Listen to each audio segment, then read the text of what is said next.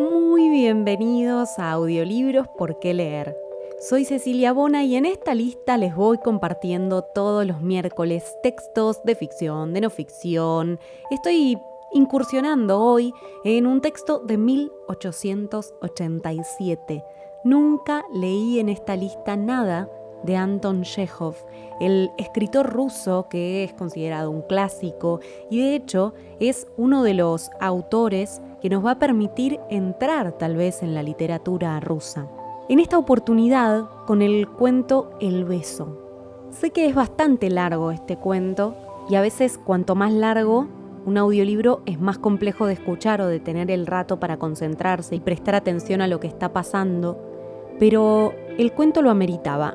Honestamente no me acuerdo dónde leí que este era un cuento redondo. Lo fui a buscar con ese concepto y me sorprendió encontrarme con un relato que abarca muchos meses donde distintos personajes van interviniendo, pero como lectores seguimos a uno de ellos en particular que va a atravesar una situación específica de la que va a quedar prendado por lo menos por los próximos meses.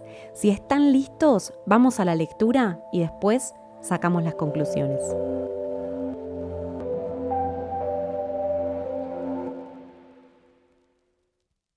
Un 20 de mayo a las 8 de la noche, las 6 baterías que componían la brigada artillera de reserva en X detuviéronse en su ruta al campamento a pernoctar en el pueblo de Mestechki. Precisamente cuando el barullo era mayor, mientras algunos de los oficiales se ocupaban de los cañones y otros, reunidos al lado de la verja de la iglesia, discutían la cuestión del alojamiento, surgió detrás de ellos un jinete vestido de paisano y montado en un extraño caballo.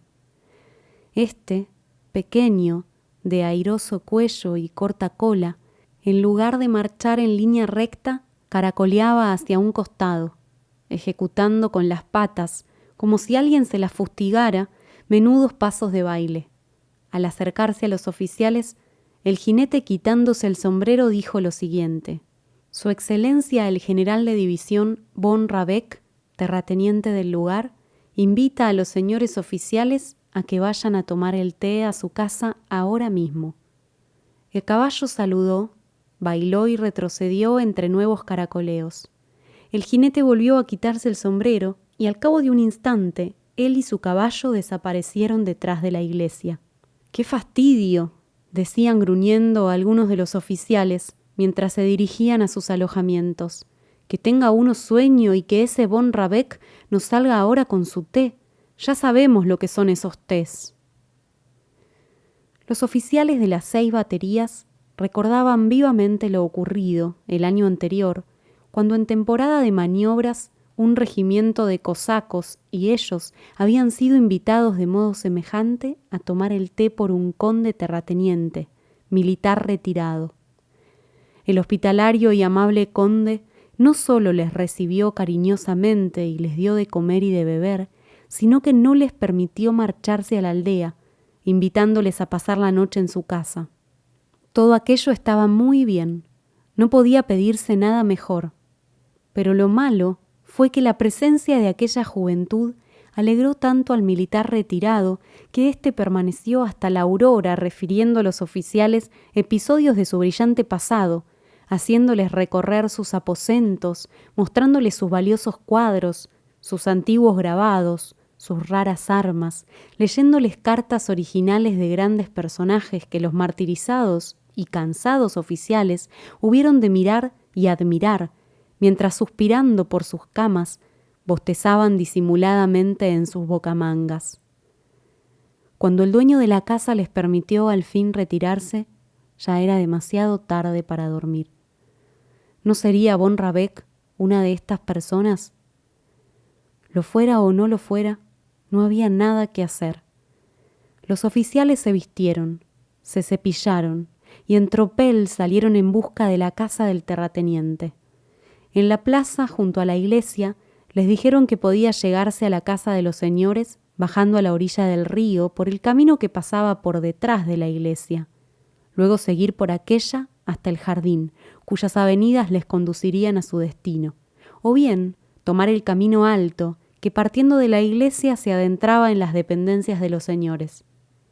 Los oficiales se decidieron por el camino alto. ¿Quién será ese von Rabeck?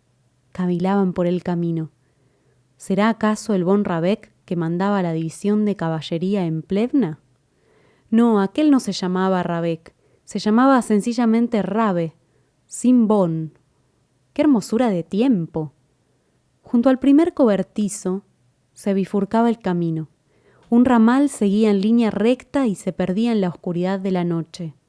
Otro, a la derecha, conducía directamente a la casa señorial. Los oficiales torcieron a la derecha y bajaron la voz.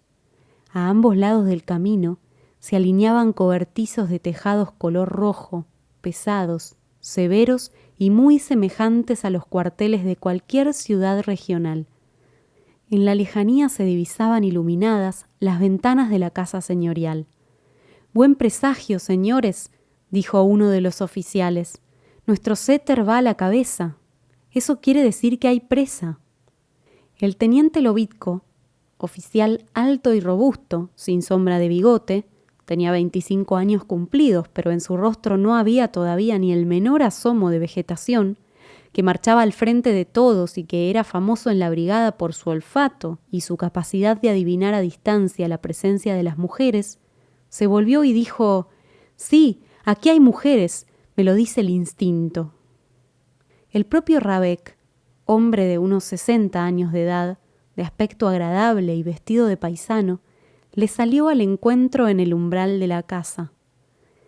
Tras de estrechar la mano a sus invitados, les dijo que se sentía muy contento y feliz de verlos, pero que rogaba encarecidamente a los señores oficiales que le perdonaran por el amor de Dios, que no les hubiera pedido que pernoctaran en su casa, pero que por haber llegado a ella 2 de sus hermanas con sus niños, además de otros hermanos y vecinos, no había quedado libre ni una sola habitación. El general estrechaba las manos de todos, se excusaba y sonreía, pero en su rostro podía verse que la presencia de aquellos invitados estaba muy lejos de hacerle sentir la complacencia mostrada por el conde del año anterior, y que si les había invitado había sido solamente porque creía que así lo exigían las conveniencias. Los propios oficiales, mientras lo escuchaban, subían por la mullida escalera. Se daban cuenta de que en aquella ocasión habían sido invitados únicamente porque hubiera sido improcedente no hacerlo. Viendo a los lacayos apresurarse a encender las luces de entrada en el piso bajo y las del recibimiento en el de arriba, comprendían que su presencia traía a aquella casa la perturbación y el desasosiego. En un sitio en el que sin duda por celebrarse una fiesta familiar o algún otro acontecimiento se habían reunido las 2 hermanas con sus niños, los hermanos y los vecinos, ¿podía acaso agradar la presencia de 19 oficiales desconocidos? Arriba, a la entrada del salón, los invitados fueron recibidos por una anciana alta y esbelta, de rostro valado y negras cejas, muy parecida a la emperatriz Eugenia. Sonreía amable y majestuosamente.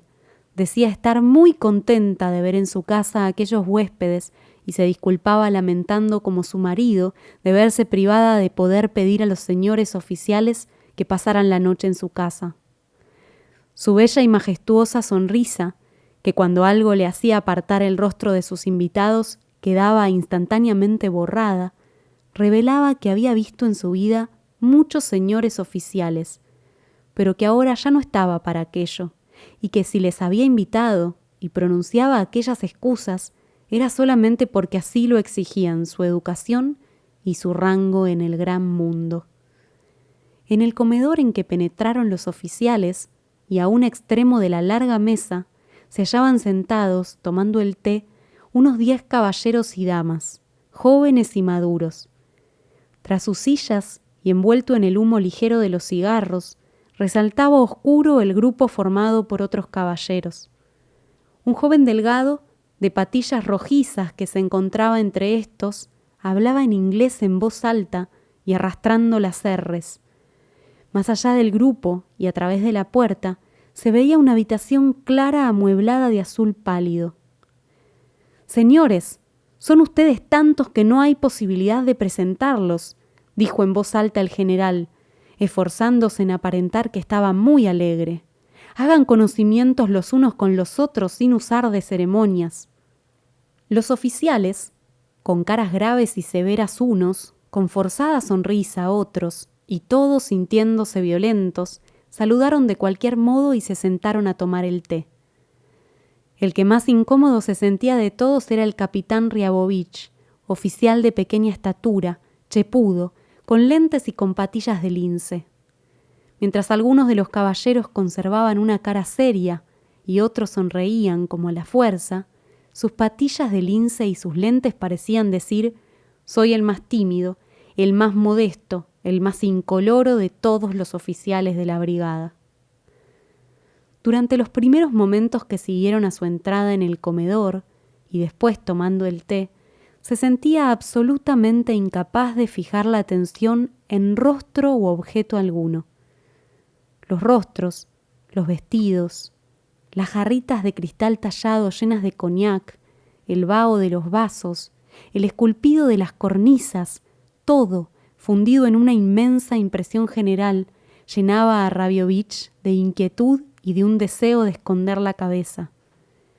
Semejante a un recitador que se presenta por primera vez en público, veía cuánto tenía ante sí, pero sin comprenderlo. Los filósofos llaman a esta sensación de ver y no comprender ceguera psíquica. Un poco después, familiarizándose con el ambiente, Riabovich recobró su capacidad visual y empezó a observar.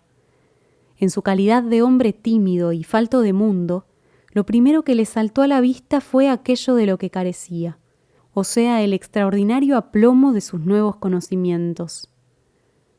Von Rabeck, su mujer, dos señoras maduras, una señorita vestida de color lila y un joven de patillas rojizas, que resultó ser el hijo menor de Von Rabeck, con gran destreza, como si anticipadamente lo hubieran ensayado, se sentaron entre los oficiales, entablando enseguida una acalorada discusión en la que no podían dejar de intervenir los invitados. La señorita de color lila procedió a demostrar con mucha animación que la vida de los artilleros era más fácil que la de los pertenecientes al arma de caballería o infantería, mientras que Von Rabeck y las damas maduras sostenían lo contrario. La conversación se cruzó. Riabovich, contemplando a la señorita de color lila discutir con tanta vehemencia un tema que no la concernía ni podía interesarle en absoluto, observaba cómo en su rostro aparecían y desaparecían insinceras sonrisas, mientras Von Rabeck y su familia, con suma habilidad, atraían a los oficiales a la conversación, al tiempo que se mantenían atentos a los vasos y a las bocas. Así todos bebían y tenían bastante azúcar, a por qué aquel no comía bizcochos y bebía coñac. Cuanto más observaba y escuchaba a Rabiovich, más le agradaba a aquella insincera, pero maravillosamente bien disciplinada familia. Después del té, los oficiales pasaron al salón. El olfato no había engañado al teniente Lovitko. En el salón había muchas señoritas y señoras jóvenes. El seterteniente estaba ya al lado de una jovencita rubia, vestida de negro, y arqueando garbosamente el talle, como si se apoyara en un invisible sable. Sonreía y agitaba los hombros en actitud galante. Seguramente las tonterías que decía eran muy interesantes, pues la rubita, mirando complacida su rostro satisfecho, le preguntaba en tono indiferente: ¿es posible? Frío es posible, por el que un setter inteligente hubiera podido deducir la improbabilidad de ser azuzado con un adelante. Sonó el piano. Un melancólico vals, tras atravesar el salón, salió volando por las ventanas abiertas de par en par, y todos, sin saber por qué, recordaron que estaban en primavera y que era aquella una noche de mayo. Todos percibieron en el aire un olor a joven follaje, a sauce, a rosas y a lilas. Riabovich, en el que la influencia de la música hacía hablar al coñac ingerido anteriormente, miró de reojo a la ventana, sonrió y se puso a seguir con la vista los movimientos de las mujeres. Le parecía ya que el olor a rosas, a sauces y a lilas no provenía del jardín, sino de los semblantes y los vestidos femeninos. El hijo de von Rabeck invitó a bailar a una de las señoritas, dando con ella 2 vueltas de vals. Lobitko, resbalando por el parquet, voló hacia la señorita de color lila y valsó vertiginosamente con ella por el salón. El baile había empezado. Riabovich permanecía al lado de la puerta entre los que no bailaban y observaba. Jamás en toda su vida había bailado ni una sola vez, ni tenido ocasión de rodear el talle de una mujer decente, y le agradaba sobremanera ver cómo un hombre en presencia de todo el mundo tomaba por el talle a una señorita desconocida y le ofrecía su hombro para que descansara en él la mano. Pero imaginarse a sí mismo en el lugar de ese hombre era cosa que no podía hacer de ningún modo. Hubo un tiempo en el que, envidiando el valor y la destreza de sus compañeros, su alma sufría de saberse tímido, chepudo, incoloro. Tener un talle largo y patillas de lince le ofendía profundamente, pero con el paso de los años, este convencimiento se le había hecho tan familiar que ahora, cuando miraba a los que bailaban o conversaban en voz alta, ya no les envidiaba y solo se sentía tristemente conmovido. Se iniciaba el cuadrillé y el joven von Rabeck, acercándose a los oficiales que no bailaban, les invitó a jugar al billar. Los oficiales accedieron y abandonaron la sala en su compañía. Riabovich, no sabiendo qué hacer y deseando participar de alguna manera en la animación general, se arrastró tras ellos. Del salón pasaron a la sala, después a un estrecho pasillo, y por este a una habitación en la que su presencia hizo alzarse de un brinco de los divanes a 3 figuras soñolientas de lacayos. Al fin, y después de atravesar una larga hilera de aposentos, el joven von Rabeck y los oficiales penetraron en una sala de billar de regular tamaño. Empezó el juego. Como Rabiovich no jugaba nunca a nada que no fueran los naipes, permaneció al lado del billar, mirando indiferente a los jugadores que con los uniformes desabrochados y el taco entre las manos giraban en torno a la mesa, hacían carambolas y se expresaban en términos incomprensibles. Los jugadores no reparaban en él, y solo de cuando en cuando alguno de ellos, por haberle dado un codazo o tropezado con el taco, se volvía hacia él diciéndole «perdón». No había terminado aún la primera partida cuando ya se sentía aburrido. Le parecía que estaba allí de sobra y que molestaba. De nuevo atraído por el salón, abandonó aquella estancia. En el camino de regreso a aquel, le ocurrió un pequeño incidente. Hacia la mitad de su recorrido se dio cuenta de que no iba por donde tenía que ir. Recordaba perfectamente que había de tropezar con 3 figuras de lacayos soñolientos, pero llevaba ya atravesados 5 o 6 aposentos y como si se las hubiera tragado la tierra, aquellas figuras no aparecían por ninguna parte. Comprendiendo su equivocación, retrocedió un poco, torció hacia la derecha y se encontró en un despacho muy poco iluminado que no había visto antes, cuando se dirigía a la sala de billar.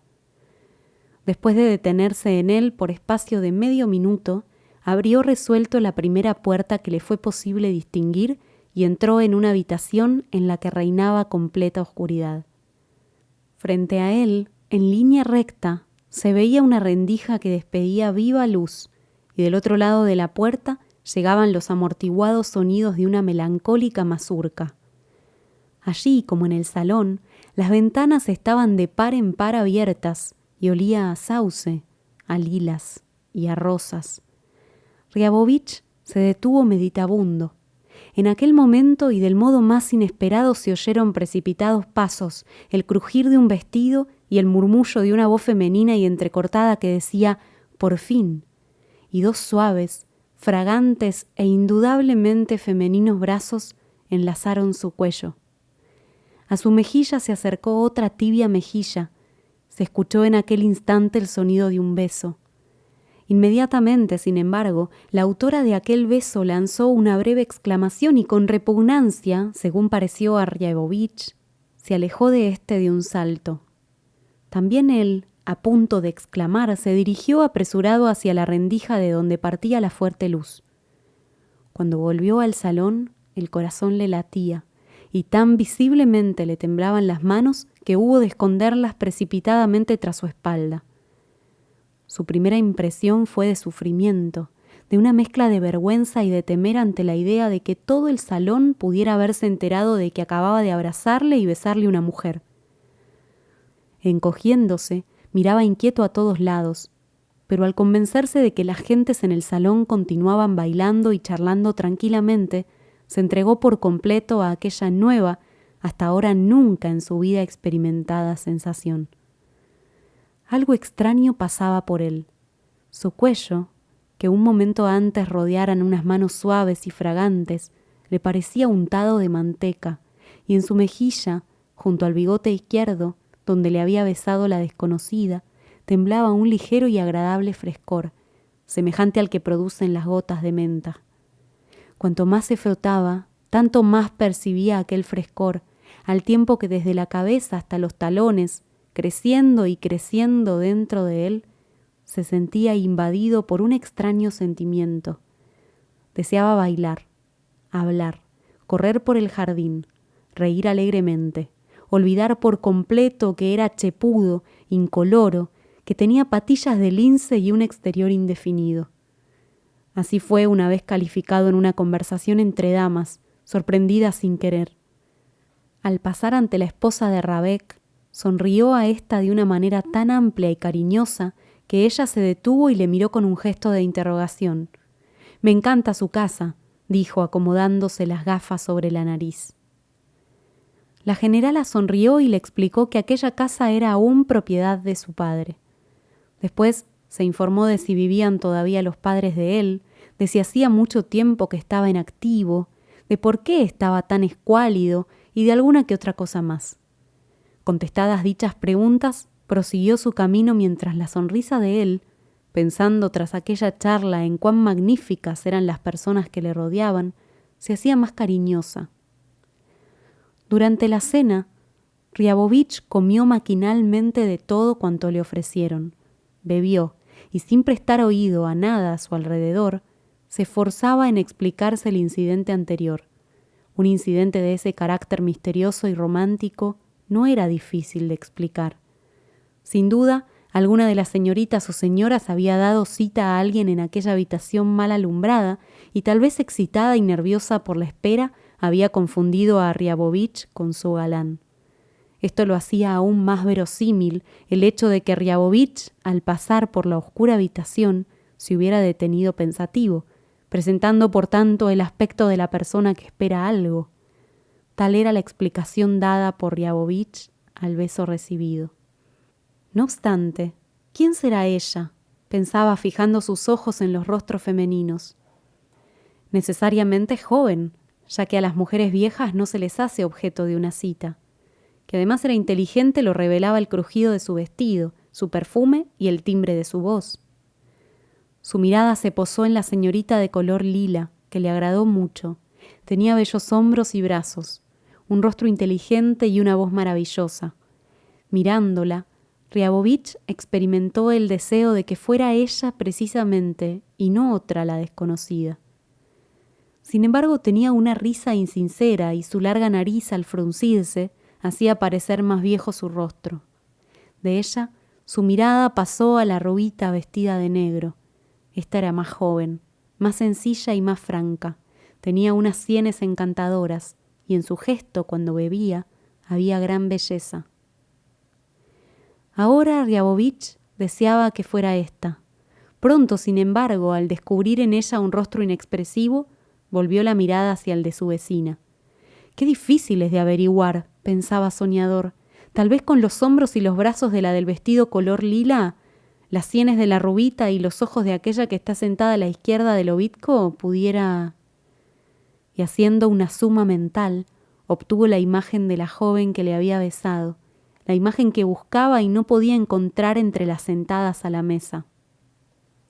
Después de la cena, los invitados, satisfechos y algo embriagados, iniciaron la despedida expresando su agradecimiento. Los dueños de la casa volvieron a excusarse de no haberles podido invitar a que se quedaran a pasar la noche. Muy, muy contentos, señores, decía el general esta vez, al parecer con sinceridad, seguramente porque al despedir a los huéspedes la gente suele ser más cordial y sincera que al recibirlos. Muy contento. Cuando vuelvan a pasar por aquí, de regreso, les ruego que vengan por mi casa, sin ceremonias. ¿Qué camino piensan tomar? ¿El de arriba? No, mejor será que vayan por abajo, por el jardín. Por allí está más cerca. Los oficiales salieron al jardín. Viniendo de la fuerte luz y del ruido, el jardín se les antojó muy oscuro y quieto. Hasta llegar a la puerta de la verja caminaron en silencio.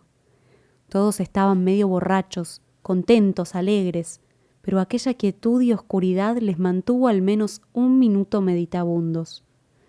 Por la mente de todos, como por la de Riabovich, pasó este pensamiento. ¿Llegaría el día o no en que también ellos, como Rabeck, poseyeran una gran casa, una familia y un jardín? En que les fuera dado también, y aunque fuera insinceramente, el poder agasajar cariñosamente a las gentes, el poder hacerlas sentirse satisfechas, borrachas y contentas. Una vez franqueada la puerta de la verja, todos a la vez empezaron a charlar, a reírse ruidosamente sin motivo alguno. Seguían ahora el sendero que bajaba al río y corría hasta el agua, rodeando los arbustos y los sauces colgados sobre ella. La otra orilla permanecía sumida en la oscuridad. Aquí y allá, sobre el agua oscura, se reflejaban las estrellas, cuyo parpadeo permitía únicamente adivinar el rápido fluir del río. Reinaba la calma. En la orilla opuesta lanzaban su gemido adormiladas chochas, y en esta, encaramado en uno de los arbustos y sin prestar un mínimo de atención al paso de los oficiales, cantaba un ruiseñor. Estos se detuvieron junto al arbusto y le sacudieron ligeramente, pero el ruiseñor siguió cantando.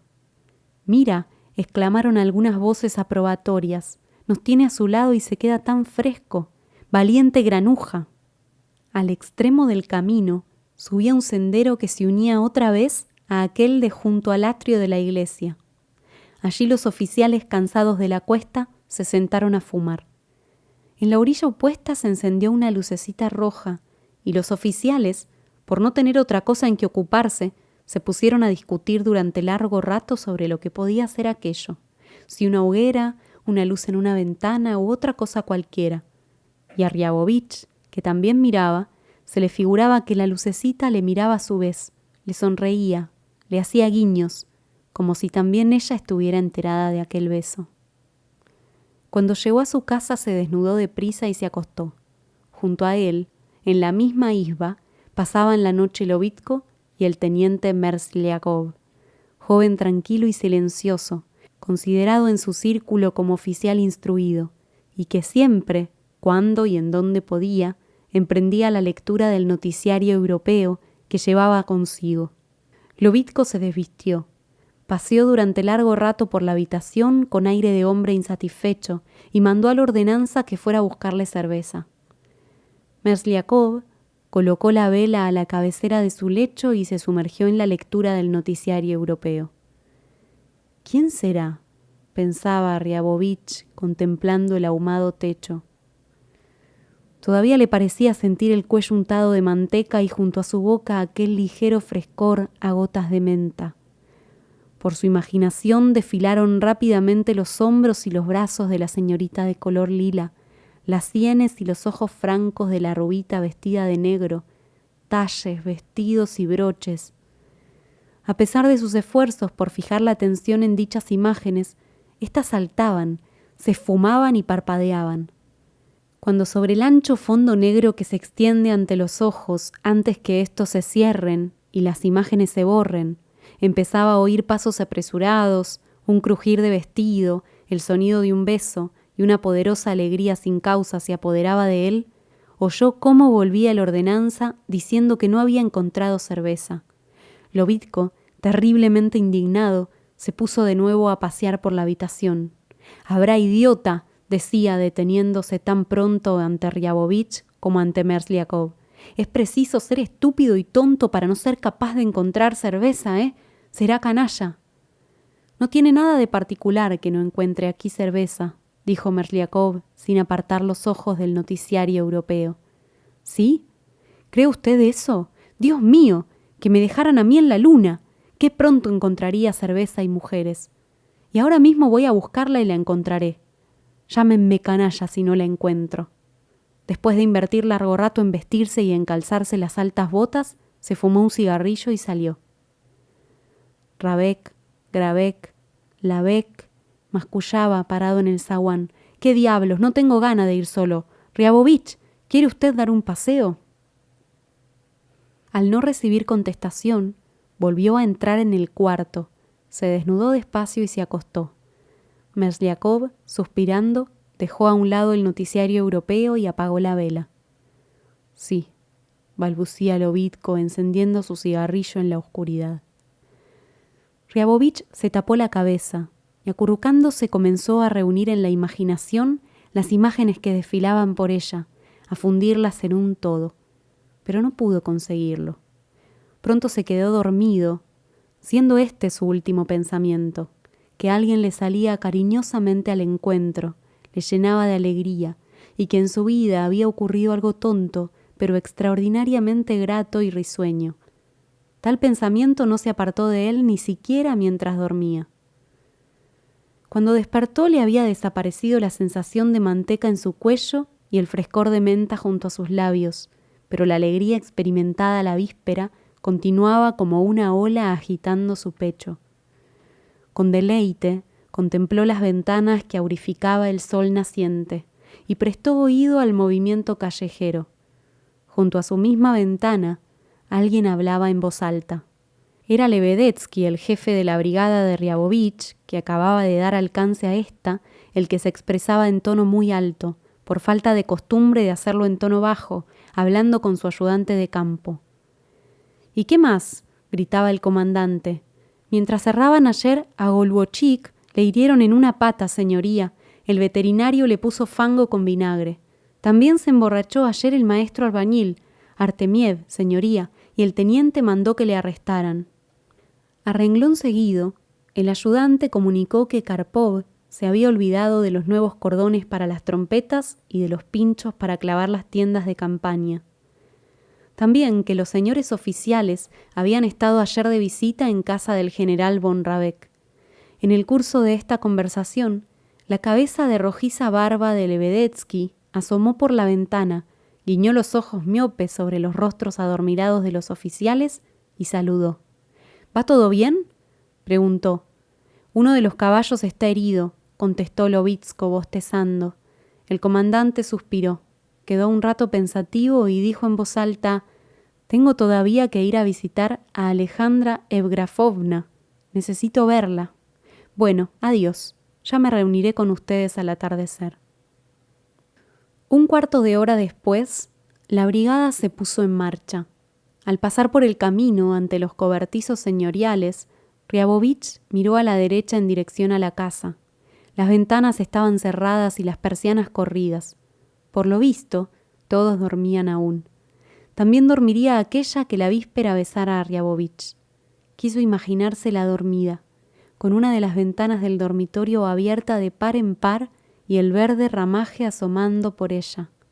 El frescor matinal, el perfume del sauce, de las lilas y de las rosas, el lecho, la silla sobre la que descansa el vestido que crujía ayer, los zapatitos, el relojito sobre la mesa, todo esto se le dibujaba claramente, vivamente, pero los rasgos del rostro de la amada, su sonrisa soñolienta, precisamente lo esencial y característico, resbalaba de su imaginación como resbala el mercurio bajo la presión del dedo. Después de recorrida una media versta, volvió hacia atrás la cabeza. La iglesia de color amarillento, la casa, el río y el jardín estaban inundados de luz. El río con sus orillas de un verde jugoso en el que se reflejaba el cielo azul y al que el sol hacía despedir argentados destellos, aparecía bellísimo. Riabovich contempló a Mestechky por última vez y sintió gran tristeza, como si se separara de algo que le fuera muy amado y cercano. Ante sus ojos después desfilaron cuadros conocidos hacía mucho tiempo y desprovistos de interés. A su derecha y a su izquierda se extendían campos de joven centeno sobre los que los pájaros saltaban. Mirando ante sí, veía polvo y nucas, detrás de él, polvo y rostros. Al frente de todos marchaban 4 hombres provistos de espadas, la vanguardia. A estos seguía el pelotón de cantores, y en pos de ellos, la banda de trompetas de a caballo. La vanguardia de cantores, como los portadores de hachones en un entierro, olvidando a cada momento la distancia reglamentaria, se adelantaban excesivamente. Riabovich, desde su puesto al lado de la quinta batería, veía las otras 4 que marchaban delante de él. Para quien no sea militar, este largo y pesado desfile, cuanto compone toda una brigada en movimiento, se le antoja complicado e incomprensible. Incomprensible que tanta gente rodee a una pieza de artillería, que la arrastren tantos caballos y que éstos vayan cubiertos de tan extraños arneses, produciendo el efecto de que su carga es algo temible y agobiador. Para Riabovich, en cambio, todo esto es perfectamente comprensible y no ofrece, por tanto, ningún interés. Hace tiempo que sabe que a la cabeza de cada batería, junto al oficial, va un pirotécnico militar de aspecto eficiente y a su espalda hombres a caballo. El que Riabovich sepa cómo se llaman los caballos que van a la derecha y cómo los que van a la izquierda, carece totalmente de interés para él. A estos siguen otros 2, uno de los cuales lo monta un jinete muy torpe que lleva aún sobre la espalda el polvo del día anterior y un gracioso taco de madera encima del pie derecho. Riabovich conoce su objeto, pero no le parece risible. Todos los jinetes levantan maquinalmente las fustas y lanzan de cuando en cuando un grito. La pieza artillera en sí misma es fea. En su parte delantera van sacos de avena cubiertos de lona, y del resto cuelgan teteras, bolsas de soldados, bolsitas, etc., haciéndole presentar el aspecto de un animalucho inofensivo al que no se sabe por qué rodea tanta gente y tantos caballos. A ambos lados, y moviendo los brazos, van 6 mozos de servicio. Tras la pieza, más jinetes, a cuya espalda se arrastra otra nueva pieza igualmente fea y tan poco imponente como la primera. A la segunda siguen la tercera y la cuarta. Al lado de la cuarta, otro oficial, y así sucesivamente. Cada brigada consta de 6 baterías, en cada una de las cuales hay 4 carros. En una longitud de media versta se extiende el desfile, que termina con la intendencia, a cuyo lado, pensativo y tristemente inclinada la cabeza de largas orejas, avanza el simpático morro del burro Magar que un jefe artillero trajo consigo de Turquía. Indiferente, miraba a Riabovich ante sí y detrás de sí, nucas y caras. En otros tiempos se hubiera seguramente adormecido, pero ahora se encontraba sumergido en nuevos y gratos pensamientos. Al principio, cuando la brigada no había hecho más que ponerse en marcha, intentó persuadirse de que la historia del beso no podía tener mayor interés que el de un pequeño incidente, que en sí misma era nula, y el pensar seriamente en ella, una estupidez. Pronto, sin embargo, dejando a un lado la lógica, se entregó al sueño. Unas veces se representaba a sí mismo en el salón de von Rabeck junto a una joven parecida a la señorita de color lila y a la rubia vestida de negro, y otra, cerrando los ojos, se veía al lado de una joven completamente desconocida, de facciones imprecisas. Con el pensamiento hablaba, acariciaba, se inclinaba sobre algún hombro, imaginaba la guerra, la separación, luego el retorno y la cena con su mujer y sus niños. Cuando bajando la montaña y al tiempo que oía las voces de mando, hacía oír también las suyas, sentía miedo de que su grito dejara cortado su ensueño y lo devolviera a la realidad. Al pasar ante una hacienda, Riabovich miró al jardín. Lo primero que le saltó a la vista en él fue una alameda larga y recta, como una regla, cubierta de arena amarillenta y flanqueada de jóvenes encinas. Con el ansia del hombre entregado a la quimera, imaginó unos piececitos femeninos caminando por ella, y de pronto, de modo completamente inesperado, la mujer que le besara, aquella cuya imagen no podía encontrar durante la cena, se dibujó en su imaginación. Esta imagen quedó grabada en su cerebro y no volvió a abandonarle ya. A mediodía, del lado de la intendencia, partió un grito de mando. ¡Alto! ¡A la izquierda, señores oficiales! En un coche tirado por 2 caballos blancos se acercaba el general de la brigada. Deteniéndose al lado de la segunda batería, gritó algo que nadie comprendió. Unos cuantos oficiales de a caballo, entre ellos Riabovich, se acercaron a él. «Bueno, ¿qué?», preguntó el general, cuyos ojos enrojecidos parpadeaban. «¿Hay enfermos?». Recibida la respuesta, el general, hombre pequeño y escuálido, pareció masticar algo mientras meditaba unos instantes. Luego hizo una observación a un oficial, otra a Riabovich, y tras otras cuantas más, igualmente aburridas, miró sonriendo a Lobitko y dijo: «Tiene usted hoy una cara muy triste, teniente Lobitko. ¿Es el no ver a la Lopujova lo que le pone a usted triste? ¿No es eso? Señores, el teniente siente nostalgia de la Lopujova». La Lopujova era una dama sorda y alta que hacía mucho tiempo había rebasado los 40, pero el general, sobre el que las personas de fuerte contextura, fuera cual fuera su edad, ejercían atracción, suponía que ésta había de ser también sentida por los oficiales. Los oficiales sonrieron respetuosos, y el general, satisfecho de haber dicho algo muy cómico y venenoso, se echó a reír ruidosamente, dio un golpecito en la espalda del cochero e hizo el saludo militar. El coche volvió a ponerse en marcha.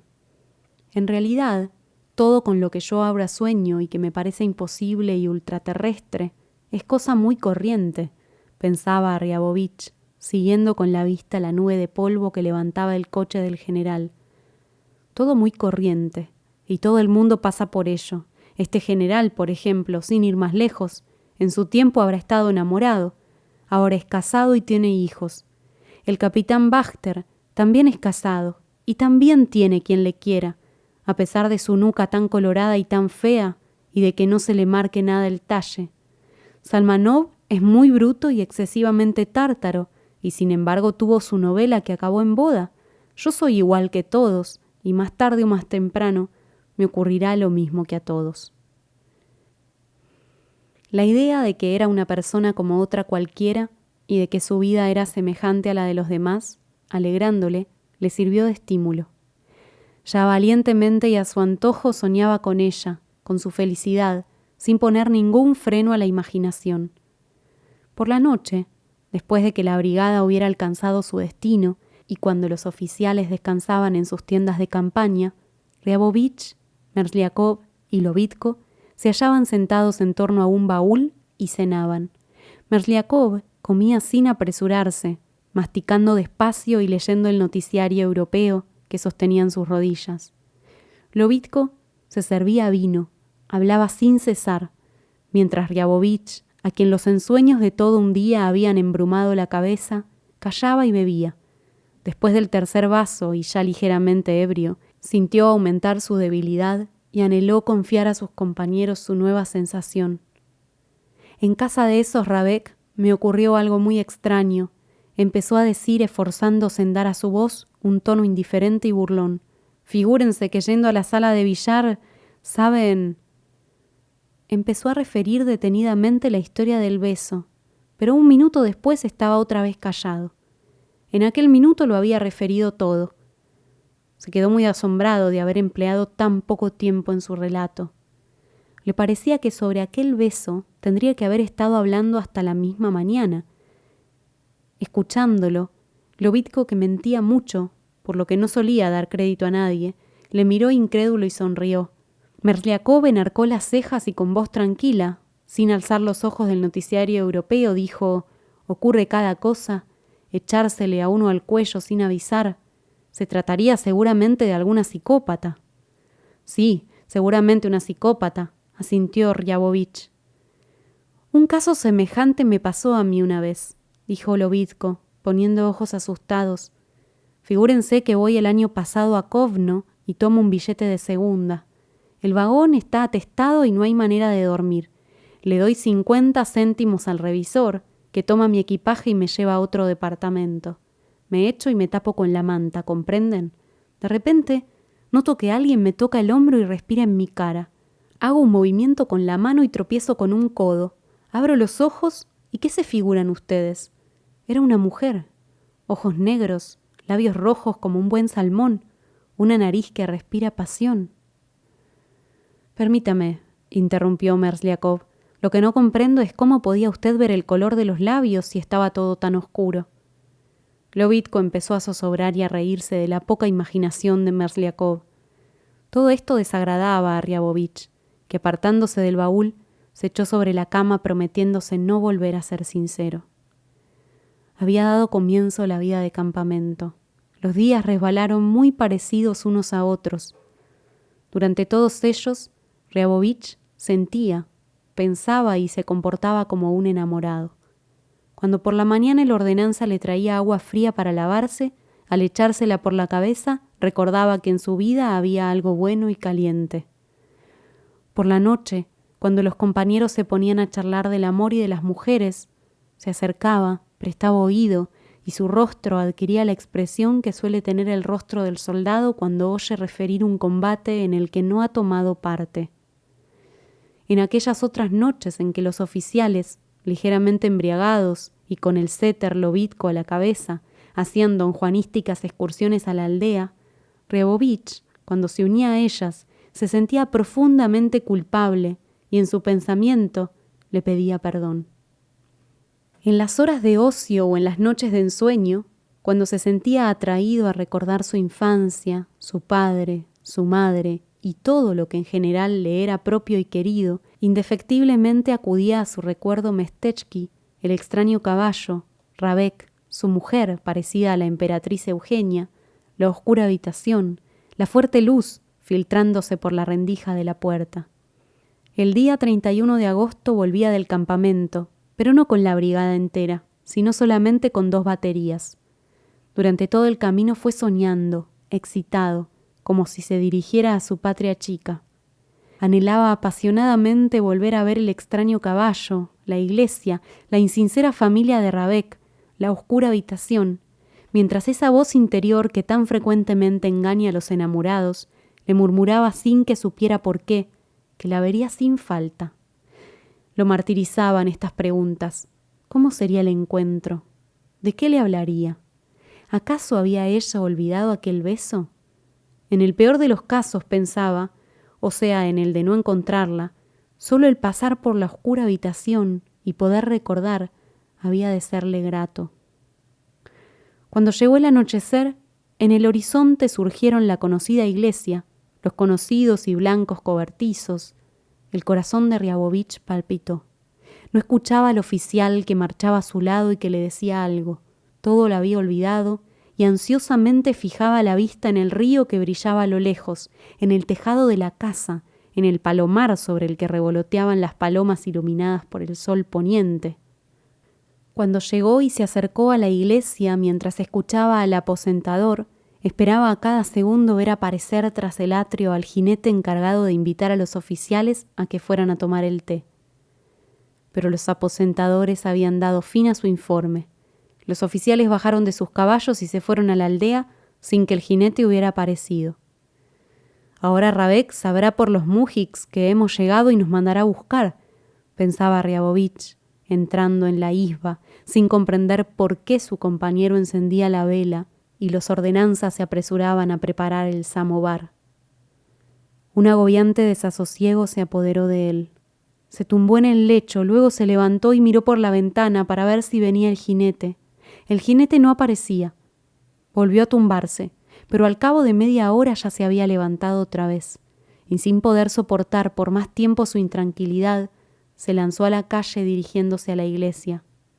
En la plaza, junto al atrio, todo estaba oscuro y desierto.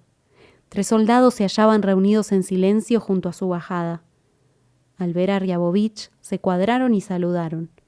Él saludó a su vez y emprendió el descenso por el sendero familiar. En la orilla opuesta, el cielo entero aparecía bañado de color carmesí. Salía la luna. 2 campesinas recorriendo la huerta hablaban en voz alta mientras arrancaban las hojas de repollo, y tras las huertas resaltaban oscuras unas cuantas isbas. En la otra orilla, sin embargo, todo estaba igual que en aquel mes de mayo. El sendero, los arbustos, las ramas inclinadas sobre el agua, pero no se oía ya el canto del atrevido ruiseñor, ni olía a sauce, ni a joven hierba.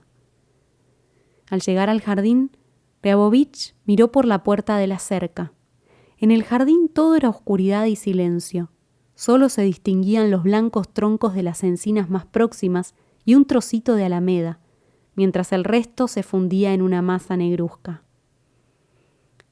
Riabovich tendió ansiosamente el oído y aguzó la vista, pero transcurrido un cuarto de hora sin percibir ni el más ligero sonido ni la más tenue luz, arrastró su paso camino de vuelta.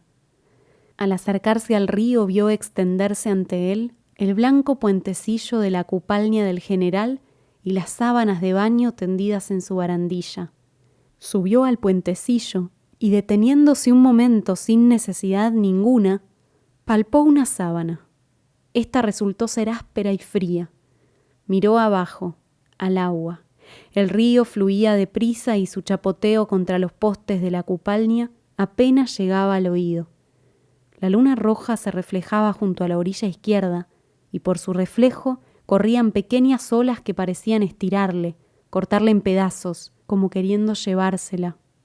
¡Qué estúpido, qué estúpido!, pensaba Riabovich mirando fluir el agua. ¡Qué poco inteligente todo esto! Ahora ya no esperaba nada. La historia del beso, su impaciencia, sus difusas esperanzas, su desencanto, se le aparecían en un claro color. Ya no encontraba extraño el haberse quedado sin jinete de general y el no volver a ver nunca a aquella que por casualidad le había besado a él en lugar de a otro. Al revés, lo extraño hubiera sido haberla visto. El agua continuaba fluyendo sin saber a dónde ni para qué. De la misma manera fluía en aquel mes de mayo el pequeño río hasta desembocar en un gran río. De este pasó al mar, se evaporó, se convirtió en lluvia. Y quién sabe si sería aquella agua la misma que fluía ahora ante los ojos de Riabovich. ¿Para qué? ¿Por qué? Y el mundo entero, toda la vida pareció a Riabovich incomprensible y una broma sin fin. Apartando la mirada del agua y posándola en el cielo, recordó de nuevo cómo el destino, a través de una mujer desconocida, le había acariciado sin querer. Recordó las imágenes entrevistas en sus ensueños del verano y su vida se le apareció extraordinariamente pobre, miserable e incolora.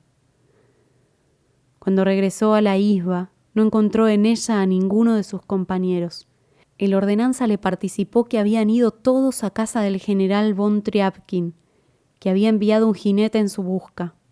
Por un instante, una llama de alegría brotó en el pecho de Riabovich, pero éste la apagó enseguida. Se tumbó sobre el lecho y, como con ánimo de fastidiar a su destino, como deseando mortificarle, no fue a casa del general.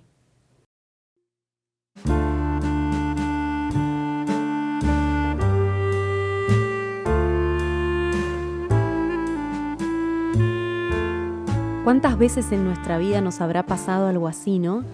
El armar toda la historia, la atmósfera onírica que nos rodea un recuerdo y que nos va acercando tal vez a la felicidad hasta que de pronto nos damos cuenta de que se trata simplemente de una ilusión y soltamos como una piedra que arrojamos al fondo del mar.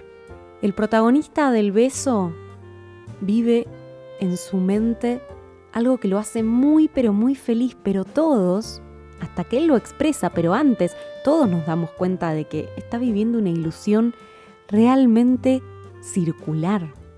No puede escapar de ahí. Y eso, bueno, lo mantiene feliz, pero también lo tiene atrapado. ¿Qué les pareció? ¿Lo conocían? ¿Les dio ganas de seguir buscando más de este autor? Y si me lo cuentan, me escriben a través de @porqueleerok en todas las redes sociales. se pueden suscribir a mis canales de YouTube, pueden también encontrarme en Instagram, en Facebook, en Twitter. Siempre podemos seguir la conversación sobre libros. Y si quieren dar un pasito más, los invito, por supuesto, a ser mecenas de este proyecto. Esto es aportar económicamente lo que ustedes puedan o quieran. Fíjense que en la descripción de este episodio van a encontrarse un montón de links. Cualquiera de ellos, el que elijan, va a llevarlos a hacer un aporte. Muy pequeño, muy grande, lo que ustedes quieran va a estar buenísimo para que yo pueda seguir haciendo este trabajo más y mejor. Y ahora no me queda otra que despedirme, pero sepan que el miércoles que viene van a tener un nuevo cuento. Les mando un abrazo muy fuerte, hasta la próxima lectura. Chao.